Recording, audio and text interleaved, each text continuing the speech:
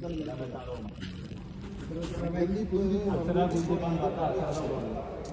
But Jadeja எனக்கு தெரிஞ்சு 2 பேர் ஆர்டர் இருக்குது. 2 பேர் ஆர்டர் அக்ஷர் தான் உள்ள வருவானே. அக்ஷர் ஆமாம், அவன் ரிட்டையர்மெண்ட் இடத்துல இருந்தான். அவனெல்லாம் தெரிஞ்சு அக்ஷர் இப்போ ஏன் நல்லா போலிங் போகிறான். 3-4 எடுக்கிறான் ஜடேஜா.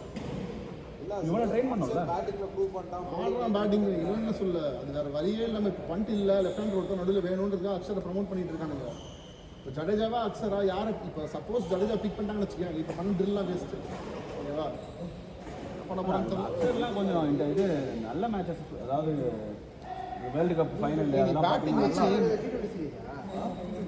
கண்ட்ரோல் பண்ணுறாங்களா? அது பேட்டிங் வச்சு batsman can win you matches, bowlers only can win you tournament. சரி, அதான் விக்கெட் எடுக்கறனா இல்ல, யார் போட்டு bowling போட்டு ஆல் அவுட் பண்ற அளவுக்கு யார் இருக்கா இந்தியால? ஆல் அவுட் பண்ற அளவுக்கு இல்ல, கண்டெயின் பண்ற அளவுக்கு யார் இருக்கா?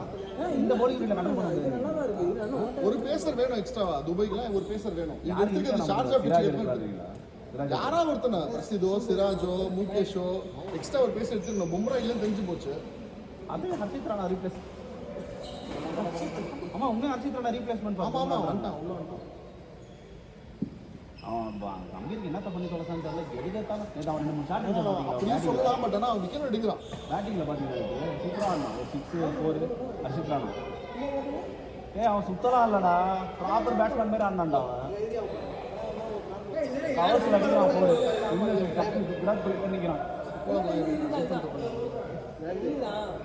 அது எந்த அது கொடுங்க, அது என்னோட லெஃப்டில் வச்சுருக்கீங்க. என்னோட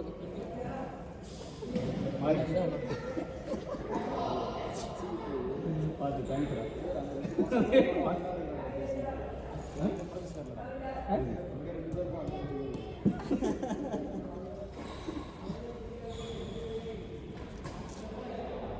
இறைவா, அந்த வீடியோ எப்போ அப்லோட் பண்ணுவா?